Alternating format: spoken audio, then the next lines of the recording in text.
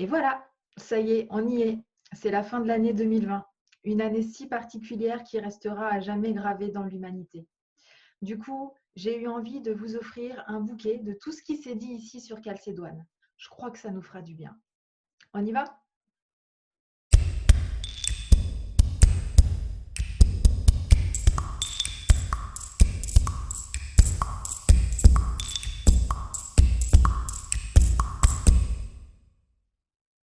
On est tous unis. Il y a quelque chose qui nous unit, tous ensemble. Et à mon sens, ce serait bien que l'être humain comprenne qu'il ne faut pas attendre des catastrophes pour être uni. On devrait ressentir une unité à chaque instant, sans avoir besoin qu'on soit au bord de la falaise, prêt à mourir, pour dire tiens, on est unis. C'est vraiment une grande leçon qui se présente à l'être humain. C'est vraiment un immense enseignement pour l'humanité. Si on veut voir beaucoup plus d'amour dans le monde, beaucoup plus de respect pour la vie, eh bien, il faut soi-même déjà incarner l'amour et le respect pour la vie, être un exemple. Si on veut qu'il y ait plus de paix dans le monde et plus d'unité, c'est pareil, c'est à soi de montrer l'exemple d'unité et de paix. J'invite chacun à regarder sa vie et à voir toutes les souffrances, toutes les épreuves comme des opportunités à grandir, comme des opportunités à évoluer. Tout nous invite à évoluer. Il n'y a pas une seule chose qui ne participe pas à notre évolution.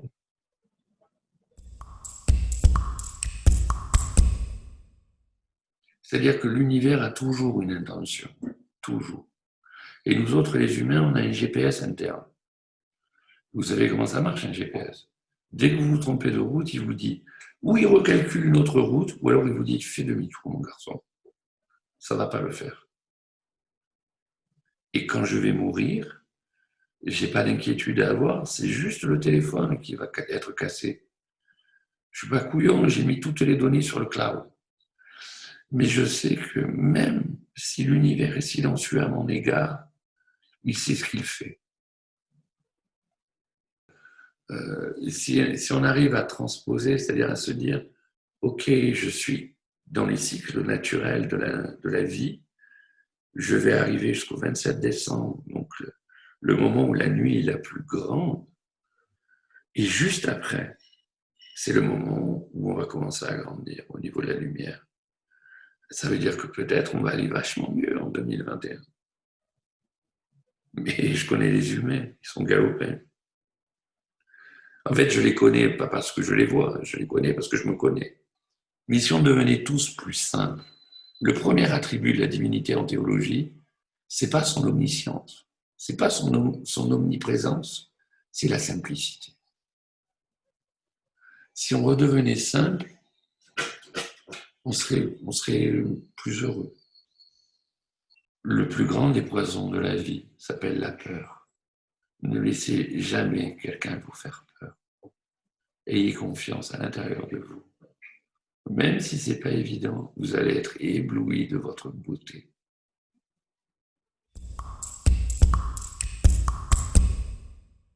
C'est aujourd'hui plus que jamais que le proverbe de Gandhi résonne le plus, c'est-à-dire soyons le changement que nous voulons voir dans le monde.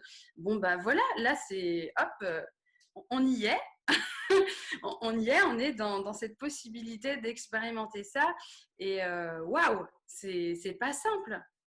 Même pour toutes, voilà, pour nous tous, d'essayer pour moi-même, pour tout le monde, d'être à faire ce gros ménage de printemps intérieur, ça soulève des sacrés trucs.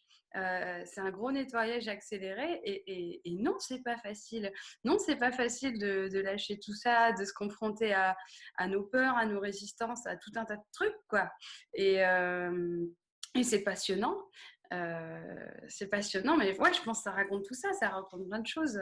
C'est vraiment une épreuve de vérité sur où est-ce qu'on en est dans nos vies,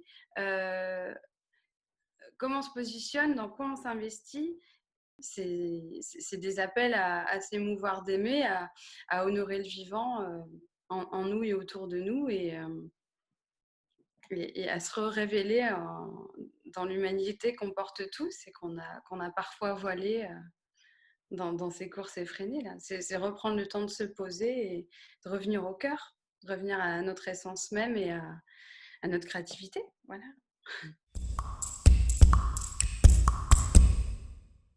Le bonheur, c'est simple, mais pas toujours facile. Et c'est sa simplicité qui le rend si difficile.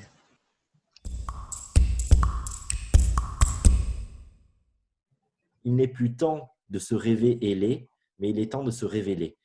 Et je crois que dans ce jeu de mots qui m'a été inspiré, ça dit tout. C'est-à-dire que dans la spiritualité d'aujourd'hui, aussi lumineuse puisse-t-elle nous paraître, eh bien, je crois qu'on est encore dans beaucoup de faux-semblants, on est encore dans beaucoup de postures. On veut montrer le meilleur, mais aussi et surtout le plus lumineux et le plus clinquant. Et puis, sous couvert de l'amour, sous couvert de la spiritualité, sous couvert de vouloir la paix, de vouloir le meilleur pour ce monde et un nouveau monde, en réalité, dans quelle mesure ne sommes-nous pas en train d'alimenter encore le programme de l'ancien, simplement parce que nous rejetons toute une partie, que nous ne voulons pas voir en nous, en l'autre, parce que nous nous rendons intolérants à certaines données et parce que ce que nous mettons sous le concept de l'amour ou de la lumière, eh bien, en fait n'est pas forcément une réalité ou une vérité. Quand l'amour consisterait à changer quelque chose, ce n'est pas de l'amour. Donc, à un moment donné, je crois qu'on arrive dans un moment où finalement ces choses peuvent être en vue. C'est vrai que j'interpelle beaucoup dessus. Je questionne sans forcément donner de réponse parce que le but, encore une fois, n'est pas de dicter une vérité, mais plutôt de permettre à chacun de s'autodéterminer et d'ouvrir le champ à la réflexion et de dire, mais à chaque fois qu'on est en train d'agir, de vouloir faire un soin, etc., encore faut-il se demander pourquoi je le fais. Est-ce que je suis en train de fuir quelque chose à l'intérieur de moi ou à l'extérieur, quelque chose qui me renvoie à l'impuissance, qui me renvoie à la peur, à la douleur. À chaque fois que je juge quelque chose de négatif, quelle est la part de moi qui s'exprime?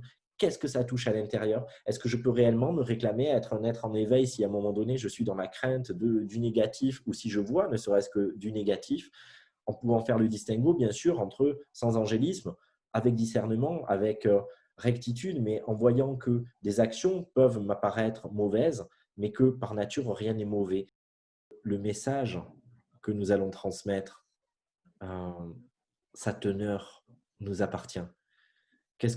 Vu que je suis forcément en interaction et que j'imprègne, même sans m'en rendre compte, le monde, les autres et l'univers, que j'émane sans cesse toutes ces données, qu'est-ce que je choisis réellement de porter? Non pas qu'est-ce que je veux porter, mais qu'est-ce que je choisis, mon âme et conscience, et dont je veille à diffuser, non pas au travers des mots, non pas qu'au travers des actes, mais déjà en le laissant se vivre en moi et en le pulsant. Et je crois que ce qui est le plus important, ce n'est pas de raisonner avec un champ des possibles restreint, mais c'est de recréer tout le référentiel. Et donc, oui, osez être vous d'ores et déjà, parce que c'est exactement vous qu'on attend, personne d'autre. Aimer, s'aimer, aimer les autres comme on s'aime et respecter toute la création qu'il y a. Nous avons des possibilités en nous, nous avons réellement, je ne veux pas répéter les paroles du Christ que je prends pour un grand prophète, mais nous pouvons déplacer des montagnes par l'amour que nous avons en nous. La véritable spiritualité, c'est de ne pas avoir peur et d'aimer. Aimez-vous très fort pour mieux aimer les autres et n'ayez pas peur. Nos vies sont régies par deux lois, la peur ou l'amour. Choisissez bien.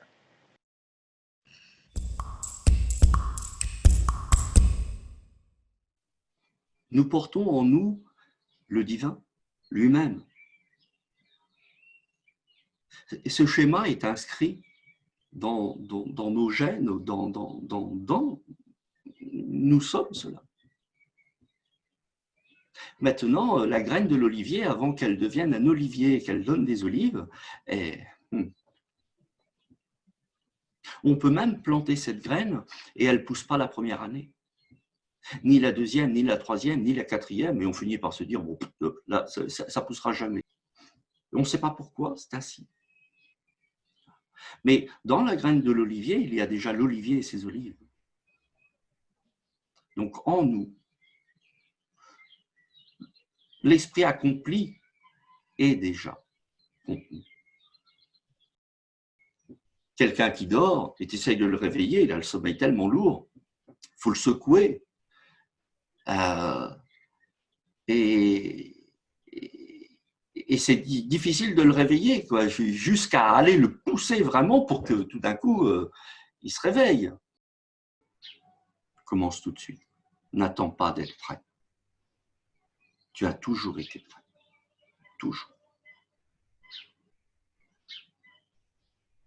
Ne deviens pas. Sois. Tout de suite, maintenant.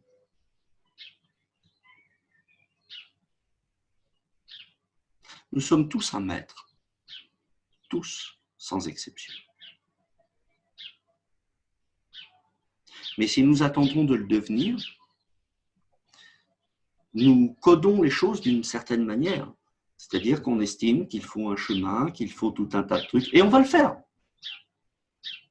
Et tant qu'on sera dans le devenir, on sera toujours dans l'attente d'être. Tout part de l'éducation. Ouais. Donc, si on pouvait faire en sorte justement d'accompagner les enfants à être, tu vois, ce qu'ils sont, juste à être ce qu'ils sont. Mais là, je pense qu'on ferait, moi, comme je dis très souvent, un vrai cadeau pour l'humanité, parce que on serait des individus, donc adultes, jeunes adultes, qui seraient a priori bien dans leur peau, bien dans leur tête, et donc du coup potentiellement qui mettraient à contribution leurs talents, ce qu'ils sont en fait pour le bien commun et pour les autres. Parce que dans cette enquête du bonheur que j'ai menée, parmi plein de paramètres, il y a quand même un paramètre qui est très important pour tendre vers le bonheur, c'est d'être utile pour les autres. Dans mon bureau, j'ai un cadre où il y a marqué « Sois le changement que tu veux voir dans le monde » de Gandhi. Et ça, c'est quelque chose qui me suit depuis très longtemps. Je trouve en fait que cette citation, elle résume tout. C'est-à-dire que vous qui nous écoutez, si vous avez envie que votre univers change, que le monde change, à commencer déjà vous aussi par changer, en tout cas par incarner le changement que vous avez envie de voir. Et ça, c'est une vraie démarche, parce que c'est même une responsabilité citoyenne. On a vraiment ce devoir, en fait, tout à chacun, d'essayer de prendre soin de soi. Et comme on ne nous l'a pas appris, on ne nous l'a pas éduqué, évidemment, c'est tout un déconditionnement qu'on doit opérer. Et le premier pas, peut-être, c'est avec aujourd'hui, en écoutant, ça se trouve, cette vidéo, c'est de faire le premier pas, en fait. L'invitation aujourd'hui, c'est à ne plus se figer sur une vérité. C'est à s'élargir, à élargir notre champ de vision, à voir qu'il y a une vérité effectivement qui vibre peut-être plus avec l'individualité que je suis en train d'expérimenter, mais que à cet instant, l'invitation est à relâcher ça aussi et d'être capable d'observer l'ensemble des réalités qui se proposent et de saisir que tout ça fait partie de soi et qu'il n'y a pas un attachement forcément à poser sur une plus qu'une autre. Parce que le fait de s'attacher à une réalité, quelque part, invite au rejet des autres réalités, au rejet des autres vérités qui se proposent. Or, toutes les vérités sont vraies et toutes les vérités sont fausses. Parce que c'est juste des expressions qui sont là et qui sont justes par rapport, pour que ça puisse répondre à l'ensemble de l'humanité. Et le fait de pouvoir se relâcher et de ne plus maintenir cette vision duelle et ce rejet de ce qu'on pense ne pas être la vérité, alors ça nous permet de nous détacher de cette vision duelle et de laisser monter en nous la vibration de l'unité. Je me suis dit, la science ne peut pas tout expliquer. Une partie de mystère est bienvenue dans la vie. Il y a peut-être des choses qu'on expliquera peut-être plus tard, mais pourquoi on devrait tout expliquer finalement, c'est pas obligé. Grâce aux personnes qu'on va rencontrer, et c'est pour ça que j'ai pour habitude de dire que dans chaque épreuve se cache un cadeau bien caché, c'est parce que grâce à cette épreuve, on va ouvrir les yeux sur le fait qu'on a une béance à l'intérieur de nous qui demande à être réparée. Voilà. Et c'est pour ça que dans tous les processus, que ce soit autour de la santé, autour de la reconstruction énergétique, je parle de quelque chose qui est essentiel, qui est le pardon. Mais ces personnes-là finalement, si aujourd'hui je suis super bien, bah, c'est grâce à elle. Parce que sinon, j'aurais jamais cherché à me rappeler tous ces protocoles, j'aurais jamais cherché à les mettre en pratique. Et j'avancerai mon chemin gentiment, et je ne connaîtrais pas la sérénité que j'ai aujourd'hui sur le plan professionnel et sur tous les plans. Voilà, donc quelque part, je le leur dois. Et c'est pour ça qu'il faut pardonner. Mais ça, quand on a les deux pieds dans la boue, pour ne pas dire autre chose, le pardon, il est inenvisageable. Et c'est très important d'exprimer notre colère, d'exprimer un stop indispensable, d'exprimer ça, ce n'est plus possible. Et si on n'a pas la parole et qu'on ne peut pas dire les choses, eh bien, de se les dire en soi et se dire ça, c'est terminé maintenant, je me respecte et on me respecte. La spiritualité, c'est en simplicité et je dirais en joie, se connecter avec des forces invisibles. Voilà, c'est avoir l'humilité de se connecter avec des forces invisibles plus grandes que nous, qui ne demandent qu'à nous aider et à le faire dans la bonne humeur. Et les choses sont naturelles. La spiritualité, voilà, c'est oser accepter de concilier l'invisible, même si on ne le voit pas. L'amour est invisible et pourtant il existe.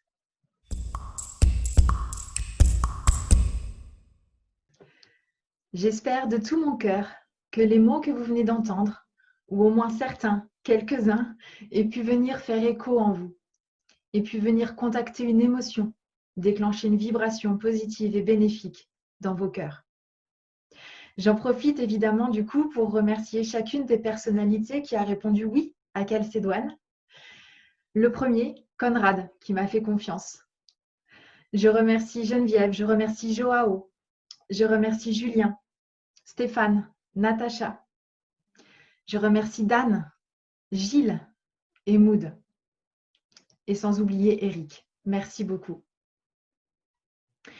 Et je vous remercie vous aussi qui regardez les vidéos, qui avez témoigné, commenté, partagé. C'était un vrai cadeau. Merci beaucoup. Je terminerai évidemment en vous souhaitant une aussi douce fin d'année que possible, le plus en harmonie possible, le plus en paix possible, à l'intérieur de vous d'abord, puis à l'extérieur, au dehors, si le cœur vous en dit. Je vous embrasse très fort, à bientôt et prenez soin de vous.